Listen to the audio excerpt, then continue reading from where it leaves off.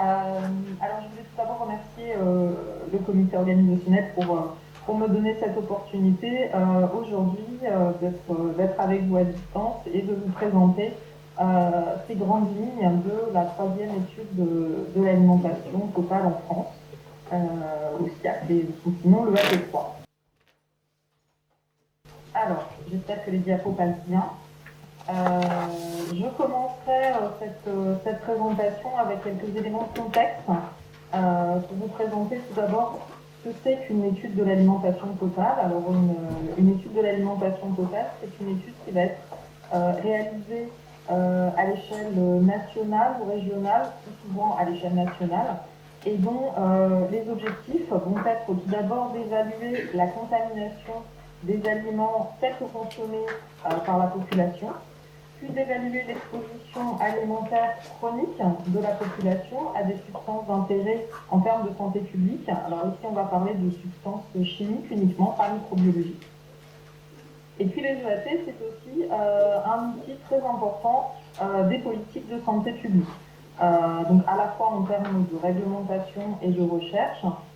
J'insiste là-dessus parce que les résultats de ces études, notamment en France, vont servir régulièrement à nos ministères de tutelle pour aller défendre par exemple des positions françaises à l'Europe en matière de réglementation sur la sécurité sanitaire des aliments.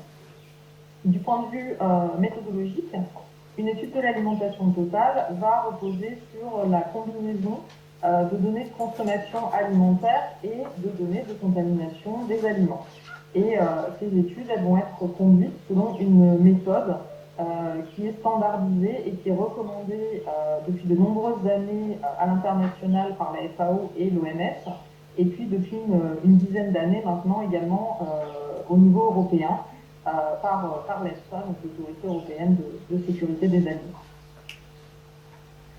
Alors, une étude de l'alimentation totale va reposer sur trois grands principes. Le premier principe, c'est que les EAT vont être représentatifs du régime alimentaire total.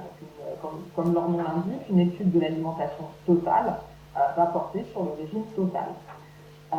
Deuxième grand principe, les aliments qui sont analysés vont être des aliments composites. On parle aussi d'aliments poulés, c'est-à-dire que les échantillons alimentaires vont être constitués de sous-échantillons. Par exemple, on ne va pas analyser, si on analyse des pommes, on ne va pas analyser une seule pomme, mais on va analyser un échantillon composite, donc composé de plusieurs sous-échantillons de pommes.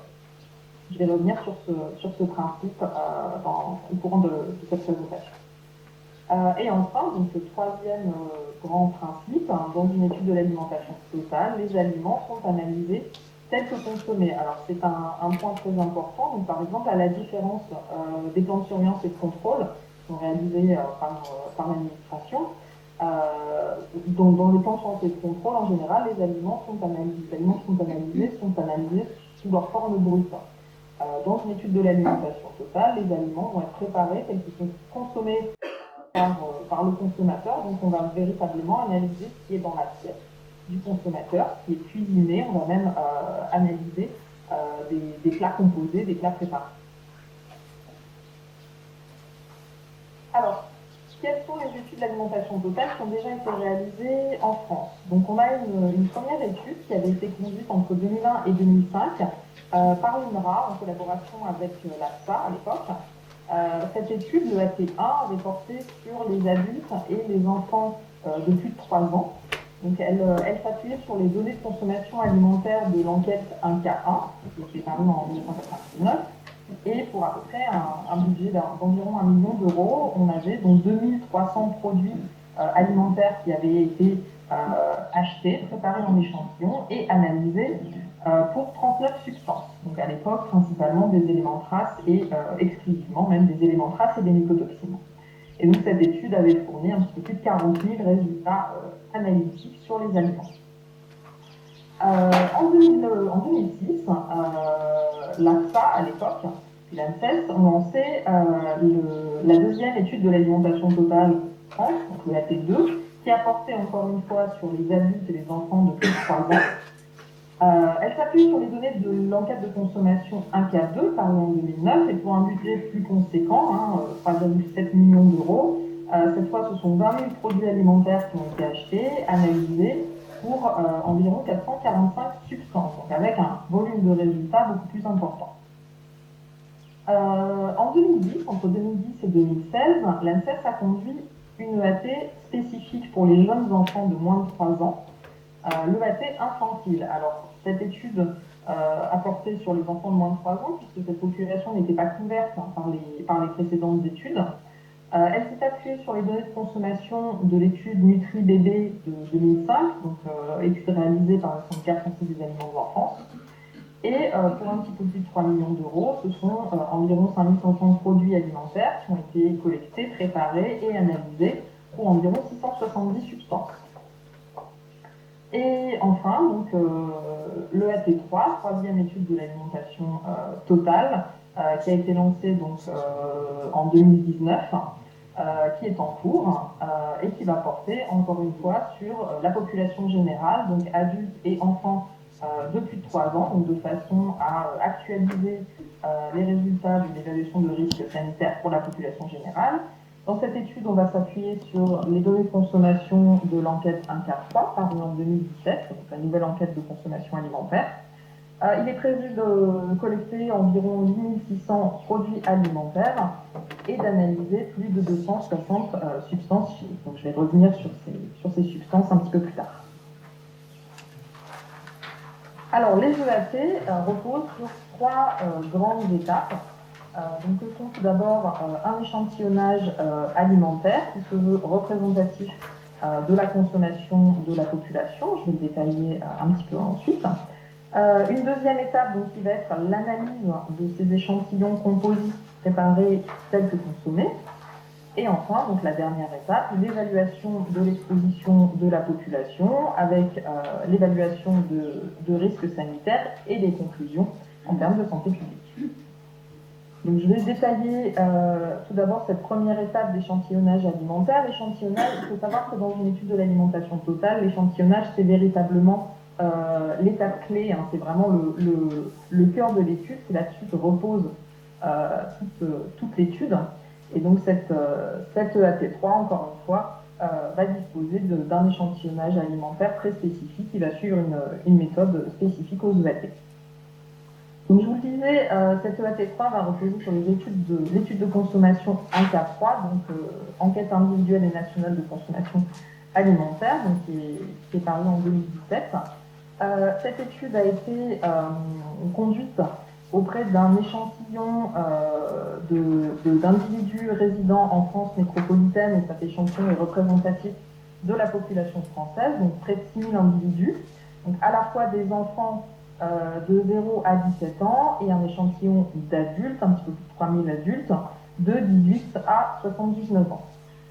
La collecte des données de consommation alimentaire, elle s'est faite sur une période de 18 mois, donc de février 2014 à septembre 2015, de façon à couvrir les variations saisonnières de consommation, puisqu'on ne consomme pas de la même façon au fil des saisons.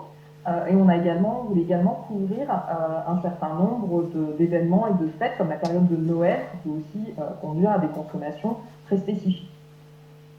Donc on a aujourd'hui des consommations alimentaires détaillées pour un petit peu plus de 4000 individus, qui ont détaillé à la fois leur consommation d'aliments solides et de boissons, avec un niveau de détail qui est prédéfini et standardisé et qui va reposer sur un système de facettes associées à des descripteurs. Donc c'est une méthodologie très spécifique qui est recommandée par l'EFSA aujourd'hui pour recueillir les consommations alimentaires dans la population d'un pays. Le recueil des consommations, il s'est fait sur 2 ou 3 jours non consécutifs, principalement 3 jours non consécutifs, 2 jours de semaine et 1 jour de week-end, puisque là encore, on ne consomme pas de la même façon en semaine et au cours des week-ends. Donc là également, tout cela suit les recommandations méthodologiques de l'EFSA. Et donc ces recueils se sont faits pour les adultes, enfin pour les enfants de plus de 15 ans et les adultes par des rappels de 24 heures, c'est-à-dire qu'on appelait les personnes pour leur demander de décrire leur consommation de la veille, et pour les enfants de 0 à 14 ans par des enregistrements de 24 heures, donc là Cela ne fait pas appel à la mémoire, mais là, les consommations sont enregistrées le jour même au moment des consommations. Et ces enregistrements et ces rappels de 24 heures ont été complétés par des fréquentiels alimentaires, un fréquentiel auto-administré pour une soixantaine d'aliments, groupes d'aliments, de façon à couvrir également les consommations d'aliments qui sont moins fréquemment consommés et qui n'étaient pas consommés justement pendant ces 3 jours de rappel. Alors, je voulais vous montrer un petit exemple d'enregistrement alimentaire pour que vous puissiez prendre conscience du niveau de détail dont nous disposons dans cette enquête de consommation 1K3.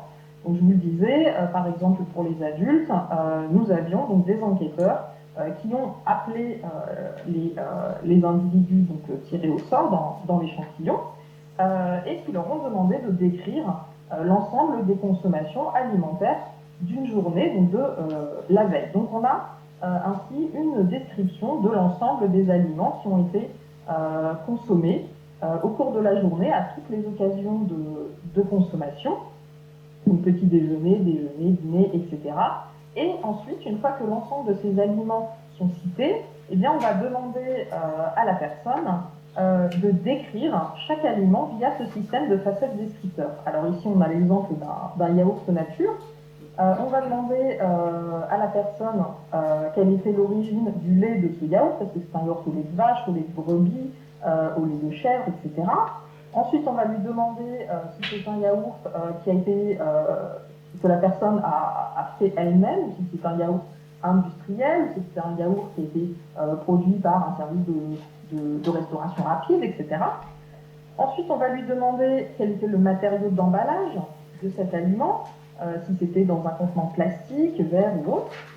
Ensuite, on va lui demander quelle était la marque, s'il s'agit d'un aliment industriel, quelle était la marque de ce yaourt. On va lui demander quelle était la teneur en sucre du yaourt. On va lui demander quelle était la teneur en matière grasse du yaourt. Et finalement, on va être capable, avec cette description très fine, on va être capable de savoir précisément quel est l'aliment qui a été consommé par cette personne. Et ça va nous permettre ensuite de faire une estimation à la fois précise des consommations, mais aussi des apports nutritionnels, par exemple, de la personne, mais également de l'exposition aux contaminants liés à l'alimentation d'origine de cette personne.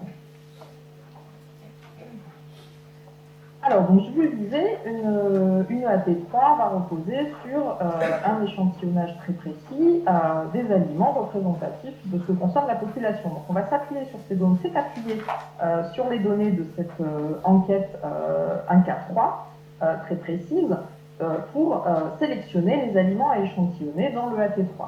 Donc cela s'est fait en 2 étapes. La première étape a été de sélectionner les aliments les plus consommés dans la population, à la fois adultes et enfants, donc sur la base de ces données de consommation, et également des aliments qui étaient consommés par au moins 5% de consommateurs dans la population. À cela, à cette première liste, on a ajouté un certain nombre d'aliments qu'on sait ou qu'on suppose être des contributeurs majeurs à l'exposition à une ou plusieurs des substances d'intérêt de l'étude. Je vous cite ici quelques exemples. S'agissant du méthylmercure, il est nécessaire, si on veut faire une évaluation de risque liée au méthylmercure, il est nécessaire d'analyser donc l'exposition liée à la consommation de poissons prédateurs, parce qu'on sait que les poissons prédateurs sont particulièrement contaminés par le méthylmercure. De la même façon, on a ajouté à la liste, par exemple, le pamplemousse ou le citron, donc qui en termes de quantité consommée, donc sont des consommations, on va dire, relativement marginales dans la population, alors par rapport au reste des fruits, hein, bien sûr, j'entends. Cependant, de façon à faire une estimation précise de l'exposition de la population relative à certains pesticides, eh bien, il est nécessaire de tenir compte des contaminations dans les pamplemousses et les citrons. Donc là encore, des aliments qui ont été rajoutés à l'échantillonnage de l'EAT3.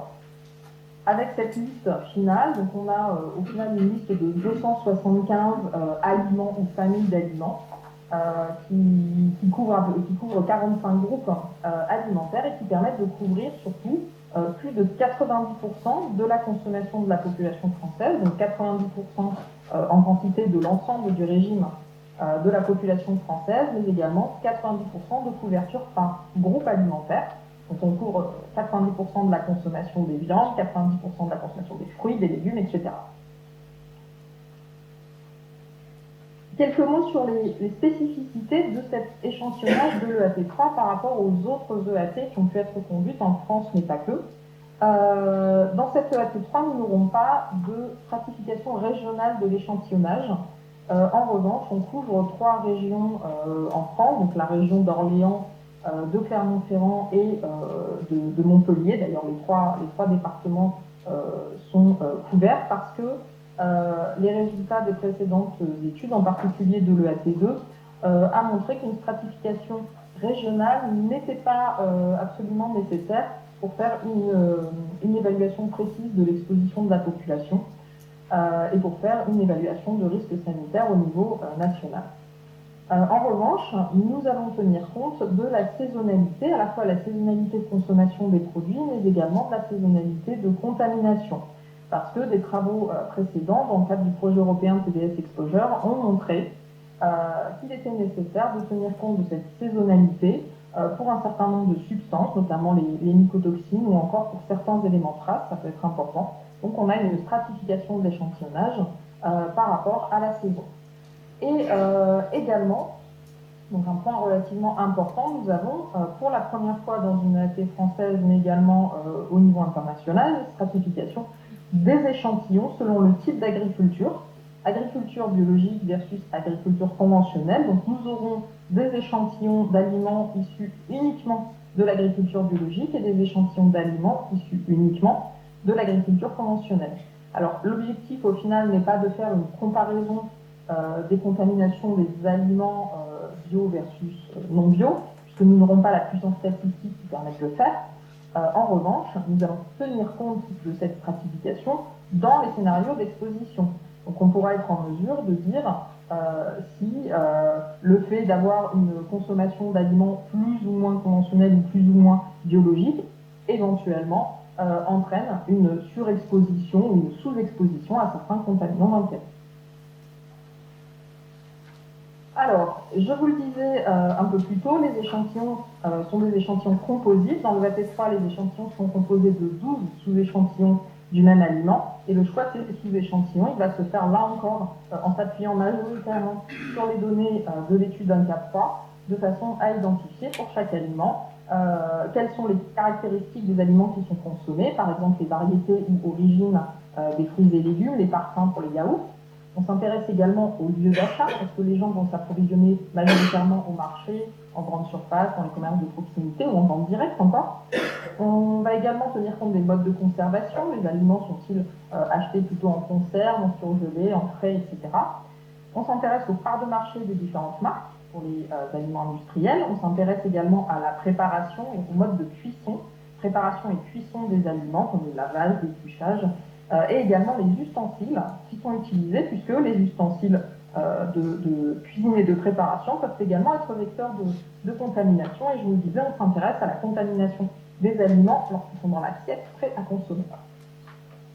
Alors, un petit exemple, c'est un exemple fictif, mais un exemple pour vous donner une idée de comment sont constitués ces échantillons. Si on est sur un échantillon, par exemple ici, de viande de bœuf, donc vous voyez, cet échantillon est composé de 12 sous-échantillons. Donc on a 12 lignes qui décrivent chaque échantillon, chaque sous-échantillon, pardon, de l'échantillon. Et on voit par exemple ici qu'on a 6 lignes, donc 6 sous-échantillons de steak haché. Donc cela voudrait dire que dans la population, la moitié de la consommation de viande de bœuf se fait sous forme de steak haché. Ensuite, on va répartir, par exemple, les teneurs en matière grasse, les modes de conservation.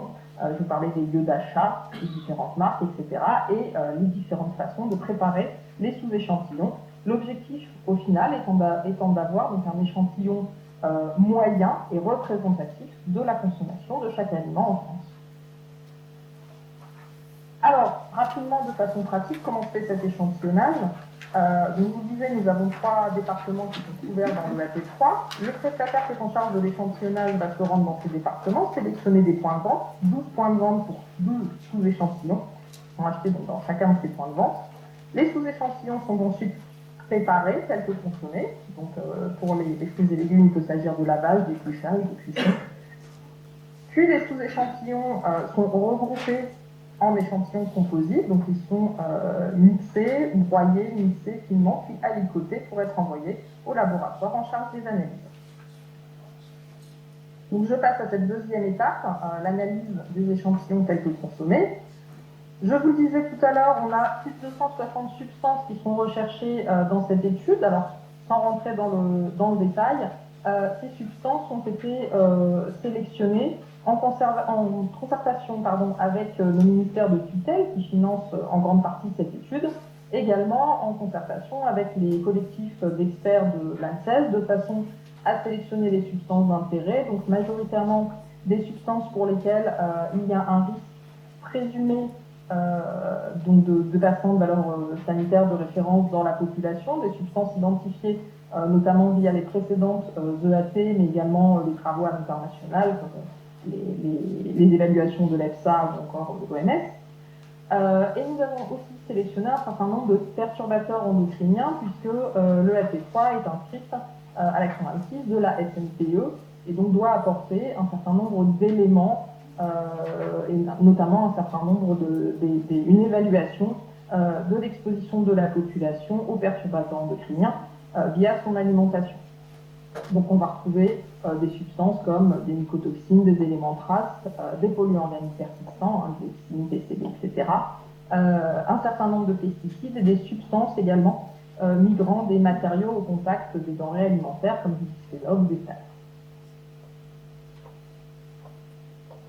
Je voulais vous mentionner quelques défis analytiques de cette étude d'alimentation totale, donc deux grands défis analytiques. Le premier, c'est un besoin d'abaisser les limites analytiques à des niveaux compatibles avec l'ERS. Alors je m'explique. Lorsqu'on mesure la concentration d'une substance dans un aliment, on va avoir différents cas de figure. On peut avoir un résultat quantifié, une concentration quantifiée, donc tout va bien. On peut l'utiliser, mais on peut avoir donc un certain nombre de cas où la concentration n'est pas, la substance n'est pas quantifiée. On parle de données censurées. Donc on peut avoir des données qui vont être non détectées, donc lorsque la concentration est inférieure à la limite de détection, ou des données détectées mais non quantifiées lorsqu'on se trouve quelque part entre la limite de détection et la limite de quantification. Alors, qu'est-ce qu'on va faire dans ces cas-là? Eh bien, on va produire deux hypothèses, une hypothèse basse, la lower band, et une hypothèse haute, l'upper band, de façon à encadrer la concentration par la valeur la plus basse et la valeur la plus haute qu'elle est susceptible de prendre. Donc, dans le cas, par exemple, d'une substance non détectée, la concentration se situe quelque part entre 0 et la limite de détection, la LOD.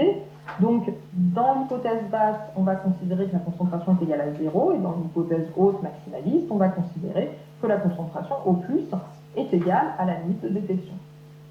Dans le cas d'une substance qui va être détectée mais non quantifiée, eh bien, dans l'hypothèse basse, on va considérer la limite basse, donc la concentration serait égale à la limite de détection, au moins égale à la limite de détection, et au plus, dans l'hypothèse haute, la concentration sera égale à la limite de quantification. Alors, où est-ce que je veux en venir? À quel moment cela devient problématique? Eh bien, si on est dans le cas d'une substance qui va être très peu détectée, voire pas détectée du tout, alors je pense par exemple à certains perfluorés, ou je pense à certains pesticides ou mycotoxines pour lesquels on a en général des très faibles niveaux de détection, eh bien on se retrouve avec beaucoup de données de contamination, donc censurées, non détectées, donc pour lesquelles on va produire ces deux hypothèses et dire on est quelque part entre 0 et la limite de détection. Vous voyez où je veux en venir. Lorsque l'on calcule l'exposition de la population alimentaire correspondante, eh bien, on va se retrouver avec des résultats d'exposition qui, là encore, vont être quelque part entre 0 et une valeur théorique, qui va être fortement dépendante de cette limite de détection, de ces limites analytiques.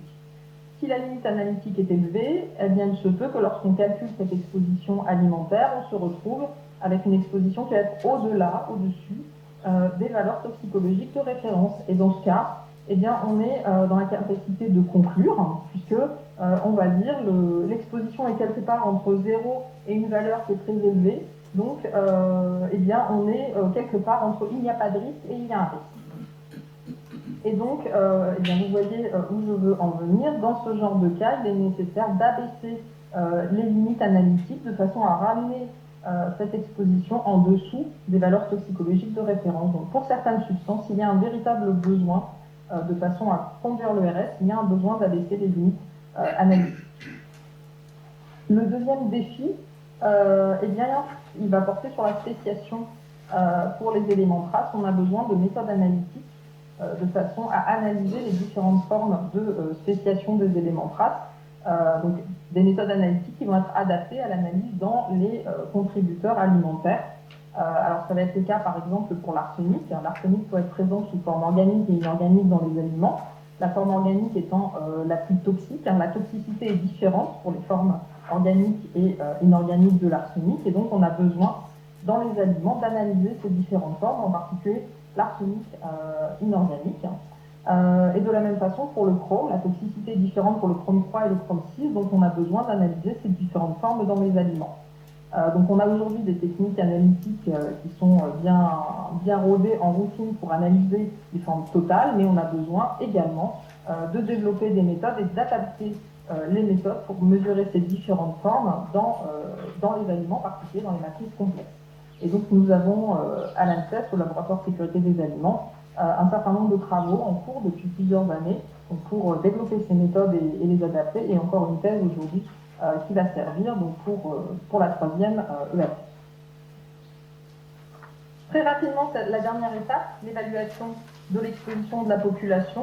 Alors peut-être que je ne vous apprends rien. Pour calculer l'exposition chronique à un aliment, on va prendre l'ensemble du régime alimentaire de chacun de nos individus, donc venant de l'étude de consommation. On va multiplier la quantité consommée pour chaque aliment par la teneur qui sera mesurée dans chaque aliment, divisé par le poids corporel, et sommer l'ensemble des expositions alimentaire donc du régime pour avoir l'exposition totale de l'individu à une substance. Une fois qu'on aura la distribution de l'exposition donc de la population, on va pouvoir comparer ça aux valeurs toxicologiques de référence, conclure sur le risque et éventuellement identifier les aliments contributeurs, majoritairement contributeurs à l'exposition pour, si c'est nécessaire, faire un certain nombre de recommandations, peut-être des recommandations de consommation à destination de la population ou des recommandations à destination des pouvoirs publics pour abaisser, si c'est nécessaire, l'exposition.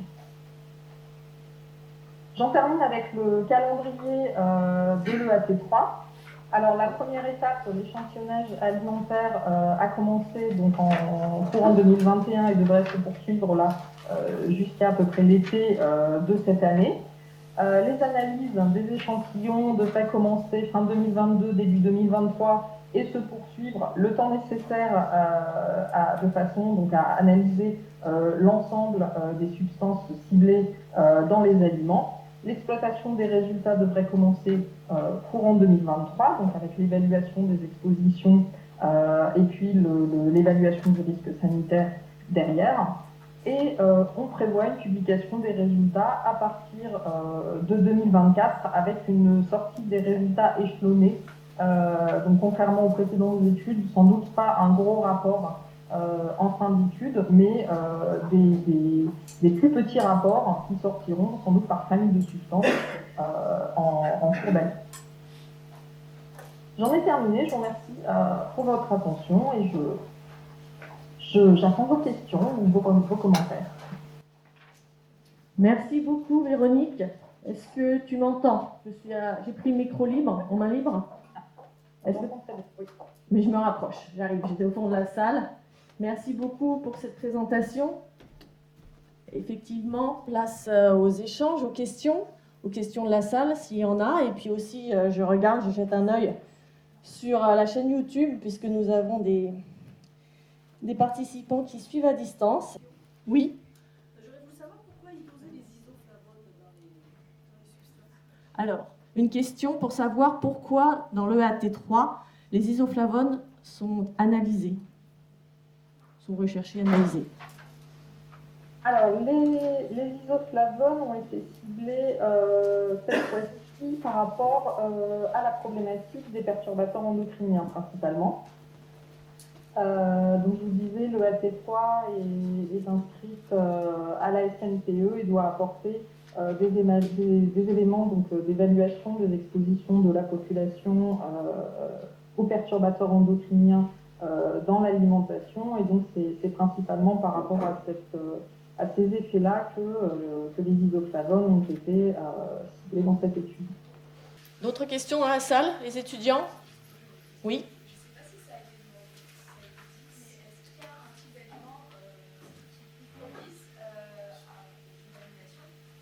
Alors, une question. Y a-t-il un type d'aliment, je la répète tel quel, plus propice aux contaminations? Une question d'une étudiante. Alors, c'est une très bonne question. Alors, je dirais qu'il n'y a pas véritablement d'aliments, il n'y a pas d'aliments qui concentrent l'ensemble des substances qu'on a l'habitude de rechercher. Mais alors, j'enfonce une porte ouverte, mais j'aurais tendance à rappeler les recommandations classiques qui sont de manger diversifié.